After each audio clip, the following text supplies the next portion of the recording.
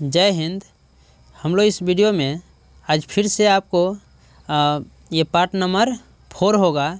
इसमें question number 17 से लेकर आए हैं साइंस का मोस्ट इम्पोर्टेंट छठैया क्वेश्चन। ये सीरीज को आप देख लीजिए और इससे बेहतर आपको कहीं नहीं होगा। ठीक है, तो चलिए इस वीडियो को शुरू करता हूँ।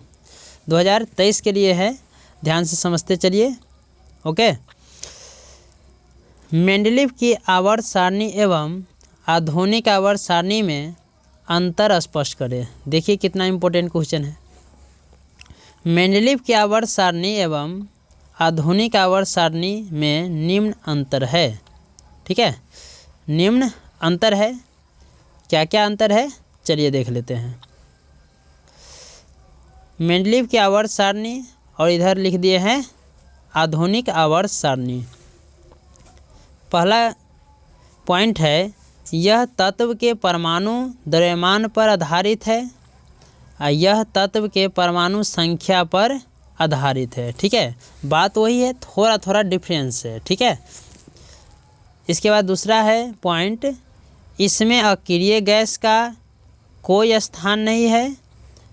इसमें अक्रिय गैस को 18वें समूह में रखा गया है। ठीक है, अगला जो है समझिए, अगला क्या है कि देखिए इसमें कोई दोष है, सॉरी इसमें कई दोष है। और इसके बाद क्या है, इसमें तीसरा पॉइंट, इसमें मेंडलीव के आवर्त सारणी के अलग अलग सभी दोष दूर हो गया है। ठीक है, फर्स्ट। इसके बाद देखिए 4, इसमें उप समूह ए तथा बी एक ही वर्ग में अंतराल में है। ठीक है, एक ही वर्ग के अंतराल में है और इसमें उप समूह ए तथा बी को अलग अलग वर्गों के रूप में रखा गया है। ठीक है, इसके बाद पॉइंट है 5 नंबर, यह आवर्त सारणी का छोटा रूप है और यह आवर्त सारणी का बड़ा रूप है। ठीक है, तो आप इस क्वेश्चन को समझ गए होइएगा। ठीक है, आप इसे याद कर लीजिए, नोट करके याद कर लीजिए। ठीक है, यदि आप इसे PDF चाहिए तो आप दिए गए नंबर पर कॉल कर लीजिए। देखिए 63 80 46 15 20, इस पर व्हाट्सएप आप कीजिए, ओके लिखकर भेजिए, आपको मिल जाएगा PDF। ठीक है, चलिए अगले प्रश्न को देखते हैं। आयोडीन की कमी से कौन सी बीमारी होती है तथा कैसे। आयोडीन जो है ना, इससे ऑब्जेक्टिव ही आएगा कि आयोडीन की कमी से कौन सी बीमारी होता है। तो आयोडीन की कमी से घेंघा रोग होता है। ठीक है, ये ऑब्जेक्टिव में आएगा तो ऐसे लिख देंगे, अगर सब्जेक्टिव में आता है तो देखिए थोड़ा बढ़ा देंगे। आयोडीन की कमी के कारण थायरोक्सिन नामक हार्मोन उचित मात्रा में स्रावित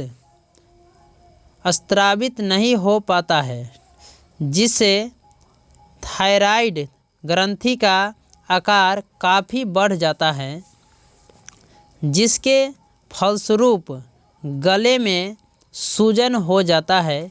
शरीर की इस अवस्था को घेंघा रोग के नाम से जाना जाता है। ठीक है, तो अब समझ में आ गया होगा कि घेंघा रोग जो होता है किसकी कमी से होता है, आयोडीन की कमी से होता है। ठीक ना, चलिए अगले प्रश्न देखते हैं। 19 नंबर प्रश्न को समझते हैं पहले क्या है से। मेंडलीव ने अपनी आवर्त सारणी तैयार करने के लिए कौन सा मापदंड अपनाया था। तो देखिए मेंडलीव ने अपनी आवर्त सारणी तैयार करने के लिए निम्नलिखित मापदंड अपनाया था। पहला पॉइंट में लिखा दिए हैं, ये थोड़ा याद करने में ज़्यादा बेहतर लगेगा।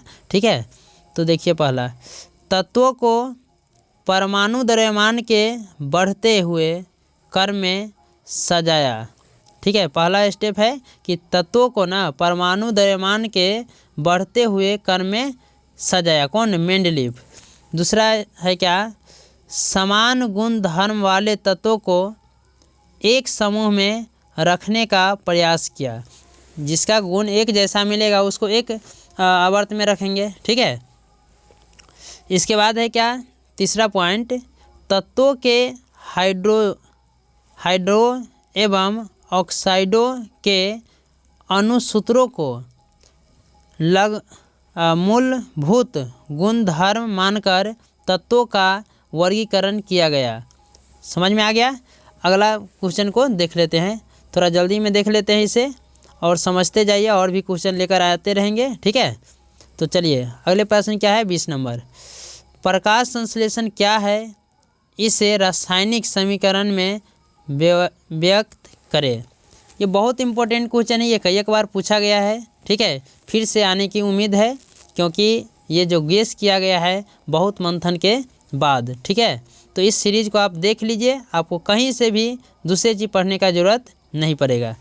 चलिए, प्रकाश संश्लेषण क्या है तो समझते हैं। हरे पेड़ पौधे कार्बन डाइऑक्साइड, जल तथा क्लोरोफिल के द्वारा सूर्य की प्रकाश की उपस्थिति में ग्लूकोज का निर्माण करते हैं, उसे क्या कहते हैं, प्रकाश संश्लेषण कहते हैं। इस प्रक्रिया को प्रकाश संश्लेषण कहते हैं। इसका समीकरण समझ लीजिए, इसमें तो 2 नंबर के आना फिक्स होता है ये वाला। देखिए इसका उदाहरण क्या है कि 6CO2 प्लस 6H2O, ठीक है। और इसके बाद क्या है 6C6H12O6 प्लस CO2, ठीक ना। चलिए अगला प्रश्न है, लास्ट भी प्रश्न है, इसे समझ लीजिए। नाभिकीय संलयन किसे कहते हैं।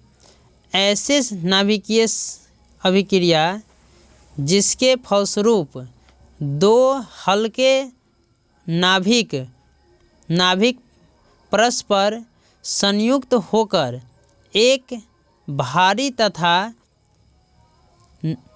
तथा एक अस्थायी नाभिक का निर्माण करते हैं, उसे नाभिकीय संलयन कहा जाता है, ठीक है। तो चलिए दोस्तों, मिलते हैं नेक्स्ट वीडियो में। आपको ये पूरा वीडियो देखने के लिए तहे दिल से धन्यवाद, थैंक यू। मिलते हैं नेक्स्ट वीडियो में। जय हिंद, जय भारत।